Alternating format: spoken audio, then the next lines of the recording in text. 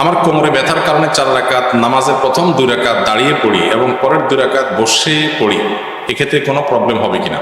প্রথম 2 রাকাত আপনি দাঁড়ায় পড়েন, 2 রাকাত বসে পড়েন, এটা যদি নিয়মিত করেন তাহলে আমার প্রশ্ন হলো, প্রথম 2 রাকাতের পরে আপনি কি অপারেগ হয়ে যান আর দাঁড়ানোর ক্ষমতা থাকে না? যদি এমন হয় যে না, আমার 2 রাকাত দাঁড়ানোর মতো অ্যাবিলিটি আছে, দ্বিতীয় রাকাত শেষ করার পর আর আমি পারি না, তাহলে আপনার জন্য বসে বাকি 2 রাকাত পড়া যায় যাচ্ছে। আর যদি ব্যাপারটা এরকম না হয় যে 2 রাকাত পড়ার পর একটু কষ্ট হয়, এখন আপনি বসে পড়লেন, তো জায়েজ হবে না। একটু কষ্ট বা ঠুনকা অজুহাত, এটার ভিত্তিতে বসে নামাজ পড়লে আদায় হবে না। আল্লাহ তাআলা বলেছেন ওয়াকুমু লিল্লাহি কানিতিন, দাঁড়িয়ে নামাজ পড়া কিন্তু ফরজ, অতএব দাঁড়িয়ে নামাজ পড়তে হবে। তো ফরজ নামাজে দাঁড়িয়ে নামাজ পড়া ফরজ, আপনাকে যে কোনো মূল্যে দাঁড়িয়ে নামাজ পড়তে হবে। যদি আপনি অপারগ হন তাহলে বসে পড়বেন। এখন আপনি প্রথম 2 রাকাত কিভাবে সুন্দর করে দাঁড়িয়ে পড়লেন? বোঝা গেছে আপনার সামর্থ্য আছে। দ্বিতীয় রাকাতে আপনি বসে পড়তেছেন কেন?